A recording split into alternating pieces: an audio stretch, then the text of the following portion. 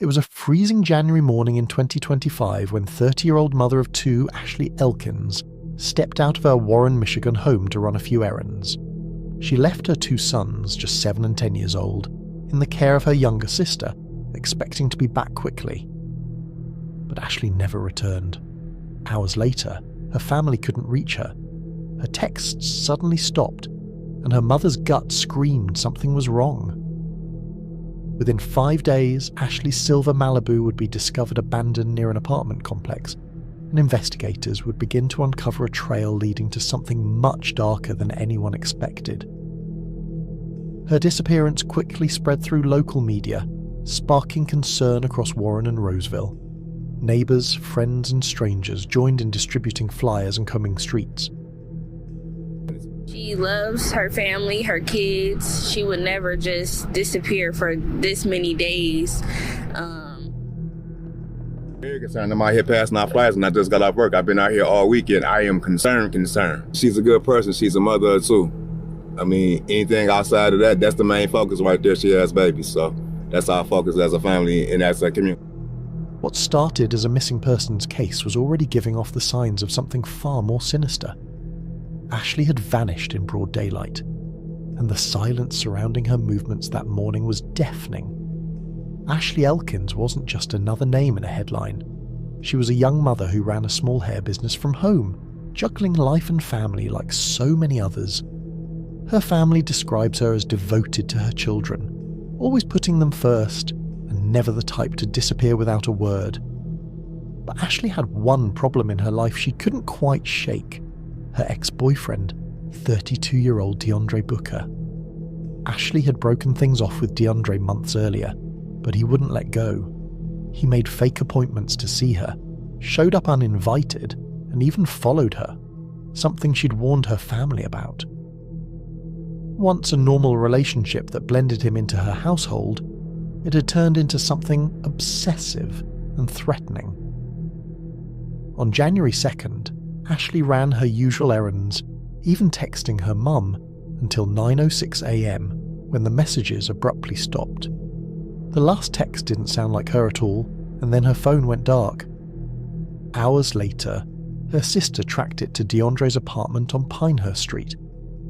Ashley's car was gone, DeAndre wouldn't answer his door, and the silence from Ashley was completely out of character. Her family's suspicions instantly turned toward him, and soon, police would feel the same. Within hours, her family was driving around searching neighbourhoods, calling hospitals and even staking out DeAndre's apartment complex.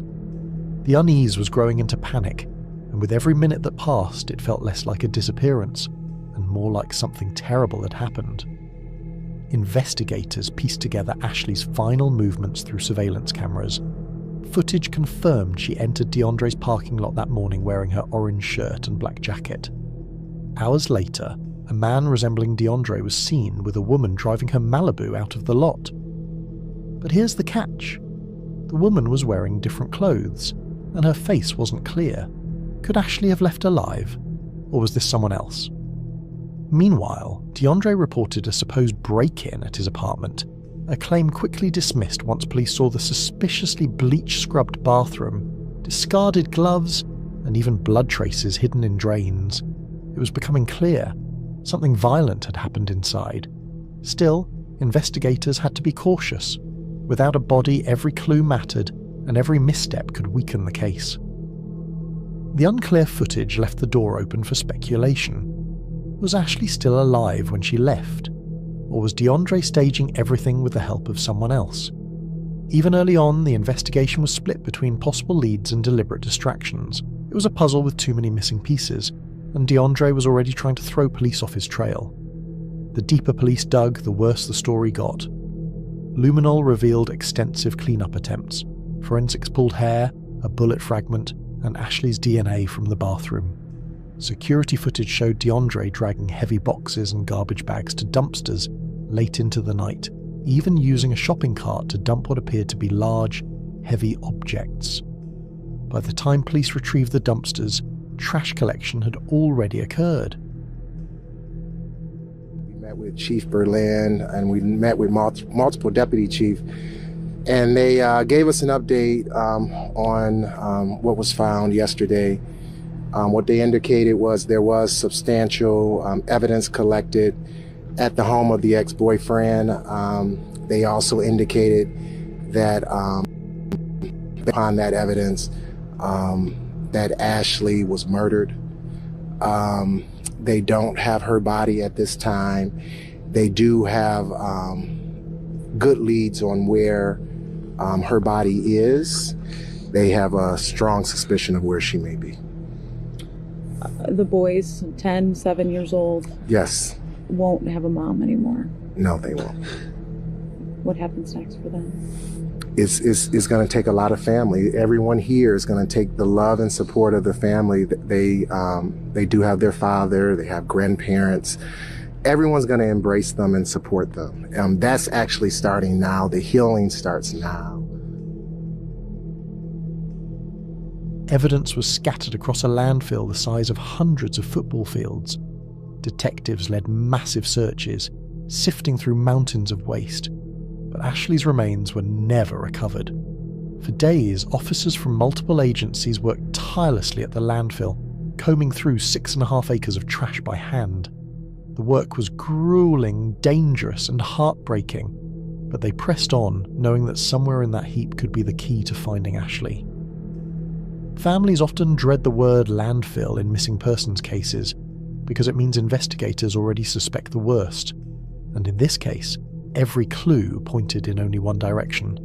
Ashley had been murdered, and DeAndre had gone to great lengths to cover it up. While investigators built their case, one piece of footage kept nagging at them. The woman seen driving Ashley's Malibu. Was she an accomplice? The shocking truth. It was DeAndre's niece, Payne Barksdale. She testified she had been manipulated into helping, told it was just a friend's car that needed moving. DeAndre's cover-up went so far that he even roped in his own niece, Payne Barksdale, tricking her into moving Ashley's car without telling her what she was part of.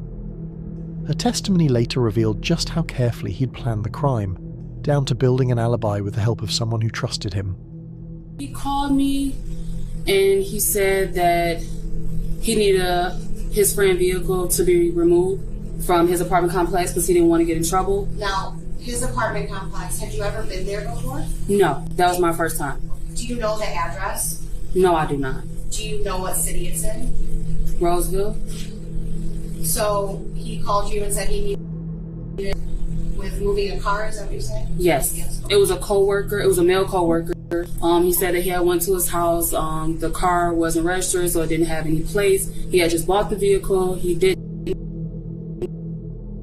a license. He wanted me to drive it to his co-worker's house. He said the cops, so me having a license, if I was to get pulled over, I wouldn't be in trouble. When he was arrested, the truth unraveled fast.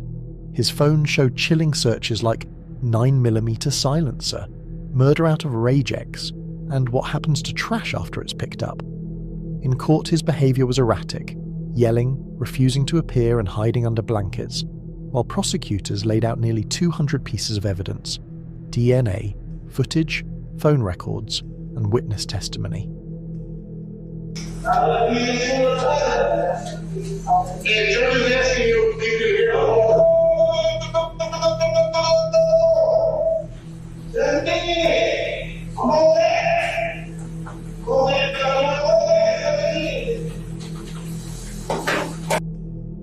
Even without a body, the case against him was airtight.